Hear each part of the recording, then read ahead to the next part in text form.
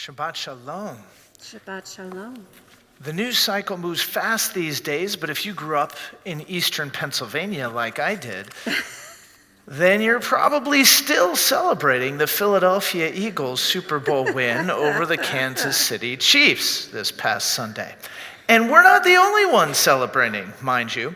Fans from other teams reached out to offer their congratulations. I even read an article in the AP that names Philadelphia the new America's team. Because, as it turns out, we love a good underdog story, something that our Torah portion this week, Yitro, understands very well. The parsha begins with Moses' father-in-law, Jethro, visiting the Israelites, and rejoicing as Moses describes how God delivered the Israelites from Egypt. Jethro delights in Pharaoh's downfall as much as any Israelite. And like them, Jethro offers gratitude for the miracles that led to the Israelites' deliverance. And that last detail matters because it reminds us how good underdog stories happen.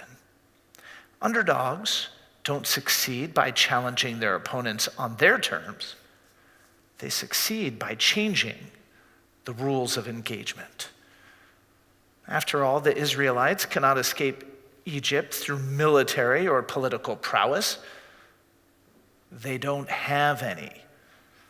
Instead, they rely upon divine signs and portents, as well as a sense of moral authority to win Egyptian civilians to their cause and to weaken Pharaoh's will.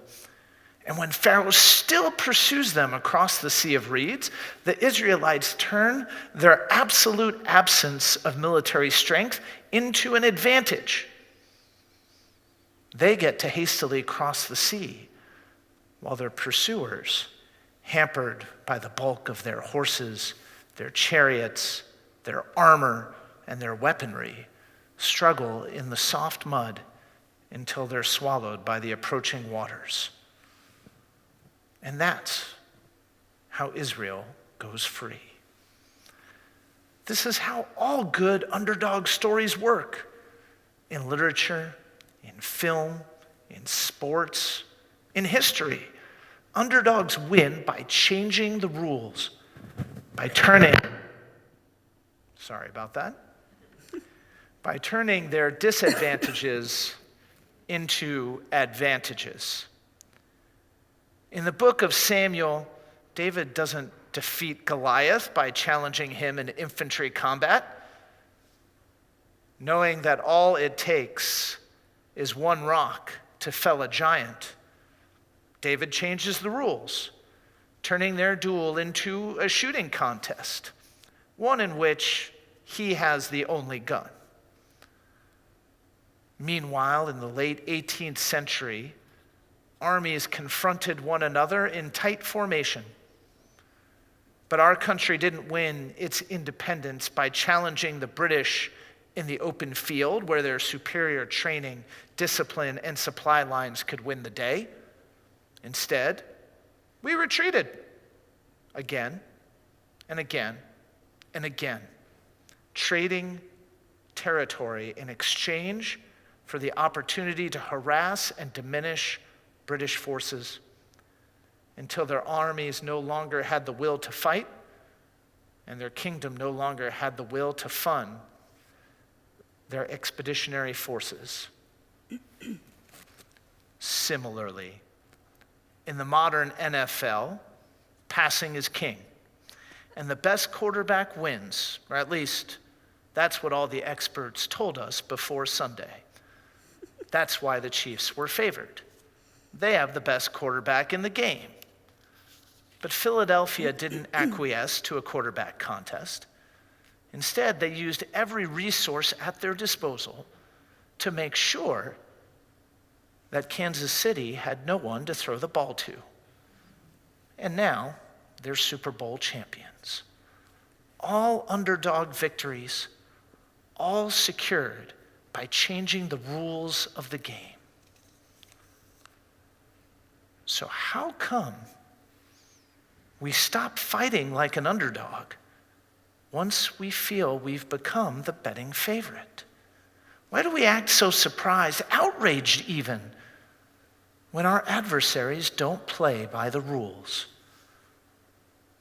We routinely act dumbfounded or even disgusted when terrorists resort to violence, when corrupt officials flout our laws, when anti-Semites do or say something anti-Semitic.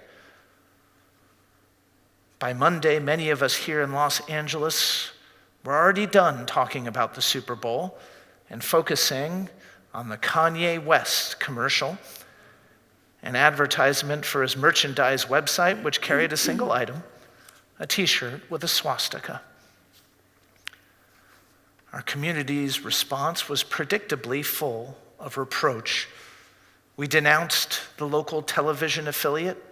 We denounced the Shopify platform carrying Kanye's wares. We denounced the social media platforms that still gave him a place to talk. Someone even developed an AI-generated video featuring the likenesses of Jewish celebrities wearing t-shirts offering Kanye the finger, without their consent, I might add. Quite the denouncement, if ever there was one. We like to denounce, it seems. And what did our denouncements get us? Did we shame Kanye into loving his Jewish neighbors? Did we convince all the anti-Semites that they've been wrong all this time? Did we grab the people who were sitting on the fence and make them more curious about their neighbors? Before Jews were accepted as equals in America, our parents and grandparents didn't protest every anti-Semitic act like a child being bullied on the playground. Instead, they changed the rules of the game. They made themselves indispensable to this nation. They built partnerships with others facing the exact same hardships as they were. And they worked tirelessly and diligently to achieve the types of systemic changes that would ensure that we didn't have to face the same challenges they did. The challenges we face today are different. And they're going to require different solutions than in generations past. But if the Jewish people are to endure in Israel, in the United States, and abroad, then we need to remember how we made it this far in the first place. Like our forebears, we need to spend less time bemoaning the brazenness of those who seek our downfall, and more time determining how to tip the ever-adjusting scales towards human dignity and justice.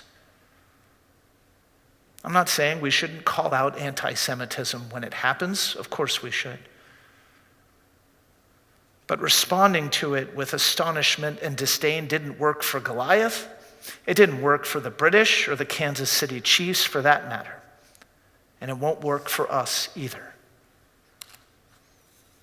Rather, we must examine the shifting political, social, and digital landscape and determine how to change the rules so that we're the ones surprising the world with our creativity,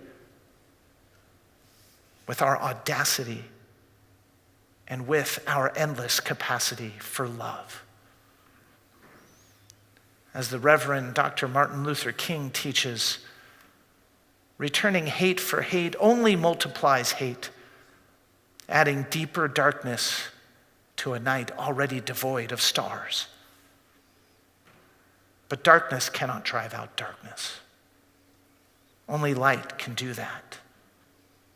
And hate cannot drive out hate. Only love can do that. As our tradition reminds us, as our history reminds us, as Dr. King reminds us, underdog stories are made by breaking the rules.